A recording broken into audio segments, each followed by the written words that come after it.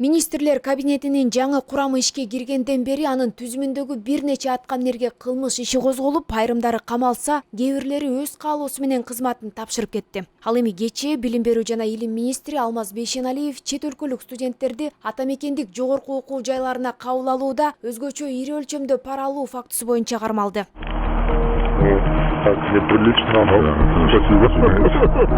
Бейшеналиев Билим берүү жана илим министрлигинин башына 2021 жылдын октябрь айында келген. Буга чейин Кумтөр Голд компания ишканасынын жетекчиси Тенгиз Бөлтүрүк ушул жылдын 13 сентябрында камакка алынган. Прокуратура Кумтөрдү текшерүүдө ишкананын кызмат адамдарынын коррупциялык схемасынын натыйжасында мамлекетке 1 миллиард сомго жакын зыян келтирилгени аныкталганын маалымдаган. Башкы прокуратура Кумтөрдү августта текшере баштаган. Учурда 3 кылмыш иши козголгону белгилүү болду.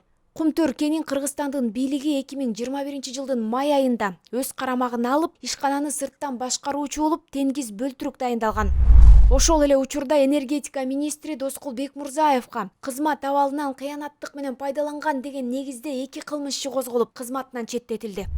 Коррупцияга айыпталып камакка алынгандардын арасында саламаттык сактоо министри Алымкадыр Бейшеналиев дагы бар. Бейшеналиев кийин үй камагына чыгарылган. Баарынан кызыгы иш козголуп кармалган чиновниктер коюлган айыптар менен такыр макул эмес.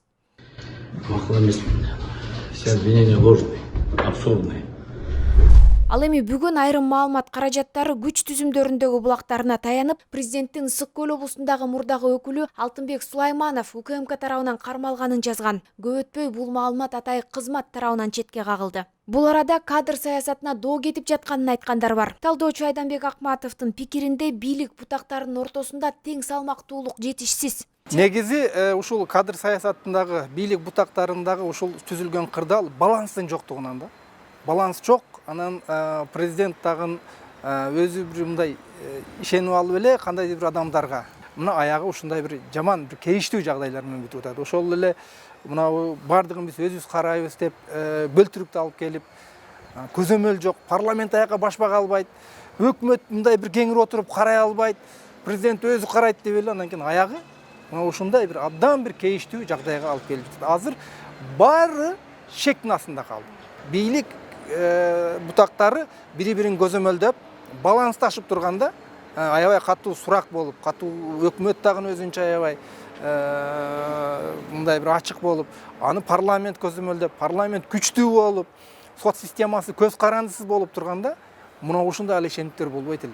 Кадр маселеси бүгүн жогорку кеңештин жалпы жыйынында көтөрүлдү. Альянс фракциясынын лидери депутат Жанар Акаев агынан жарылды. Эми болду, эми жетишет. Туура бизнесмендерди кармап атасыңар, башкасын кармап атасыңар. Камалбаган министр, камалбаган бир акчалуу киши калбайт окшойт Кыргызстанда. Кетет эгер ушундай берсек. Мамлекеттик кызматка ким барат? Эч ким барбайт. Мына отурган депутаттардан сурагыла кызматка барасың деп. Эч ким барбайт.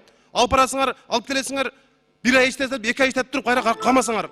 Эч ким барбайт мына. Жалаң, сабатсыз, эч нерседен коркпогон, макул түрмөгө отура берем дегендер барып анда мамлекеттик кызматка иштесин. Бул трагедия. Буга чейин президенттин Ысык көл облусундагы өкүлү Алтынбек Сулайманов өз каалоосу менен кызматын тапшырып, жергиликтүү башкаруу системасында реформа болбой жатканын сындап чыккан. Бийликти, борбордук бийлик эл менен бөлүшүш керек. Өзүңөрдү өзүңөр баккыла деген маселени кабыргасынан коюп, ошону өлкө башчысы, өкмөт башчысы ушул тарапка көңүл буруш керек. Антпейин бул иштен биз алдыга жыла албашыбызды мен көзүм жетти.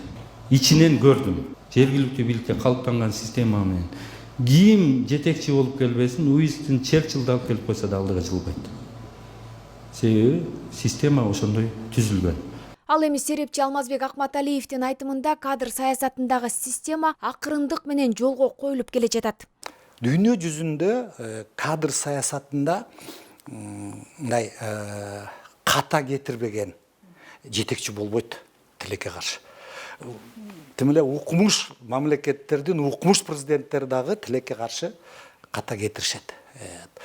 Анан биздей жеңил жаңы бутуна туруп кетаткан мамлекет албетте эми каталар кетиши мүмкүн. Бирок ката кетпеш үчүн система бутуна туруш керек. Ошол ката кетүү мүмкүнчүлүгү ар дайым азайып туруш керек. Эми азыр менин жеке пикиримде кичине системдешип келатат. Өлкөдө жогорку кызмат адамдары кармалган учурлар көп кездешет. Айрым учурларда аларга сот оор жаза берген айтылат. Бирок көбүнесе чиновниктер жоопкерчиликтен качып кутулушат. Сот жообунан чет өлкөгө качат, бюджетке акча төгүп кутулушат. Деген менен ошол эле аткаминерлер убакыттын өтүшү менен саясатка кайтып келген учурларды көрүп эле жүрөбүз. Жогорку кеңештин 29-сентябрындагы жыйынында депутат Акылбек Түмөнбаев министрлер кабинетинин төрагасы Акылбек Жапаровдун жоопкерчилиги тууралуу сөз кылды. Депутаттын айтымында Баткенге тажиктер кол салбай эле, парламент кол салгандай болуп, өкмөт алар менен күрөшүп, парламентти жаман көргөзгөнгө аракет кылып жатат. Бүгүнкү күнү министрлер эмне болуп атат? Мына акча алып, кармалып атат, камалып атат, иш козголуп атат. Алар үчүн кабинет министрinin төрагасы жооп бериш керекпи? Же отставкага кетиш керек ал? Ал эми жогорку кеңештин депутаты Балбак Түлөбаев министрлер кабинети аларды укпай калганын айтып, эки органдын бирин отставкага кетирүүгө чакырды. Урматтуу депутаттар, айткан нерсе аткарылбаса анда бир чечимге келишибиз керекпиз. Или бул өкмөттү айдашыбыз керек, или өзүбүз кетишибиз керек. Бизди укпагандан кийин эмне кереги бар? Өкү бир жолдун бирөөнү тандашыбыз керек. Ушундай эле нааразычылыкты Элекулүү Элвира Сурабалдиева дагы билдирди. Анын айтымында зомбулукка кабылган жашы жетелектер менен аялдардын укугу корголот деген менен натыйжа байкалбайт. Улам-улам президент чыгып алып, биз аялдарды колдойбуз, биз балдарды педофилияга жол бербейбиз, баары жакшы каралат, кам көрөбүз деп үстү жактан айтасыздар, өкмөт айтып жатасыздар. Бирок бизге жарандар кайрылып жатса, коргой турган адамыбыз жок деп. Жогорку кеңеш буга чейин кум төр алтыны тууралуу маалыматты талап кылган. Министрлер кабинетинин төрагасы бул тууралуу маалыматты айтканы азырынча байкала элек. Мындан сырткары министрлер кабинетинин төрагасы кепилдик берип, дайындаган кадрларынын жоопкерчилигин тартуу маселеси айтылганына карабай, өкмөт тарап үн каткан жок. Булунчукпастык канчага созулары азырынча белгисиз.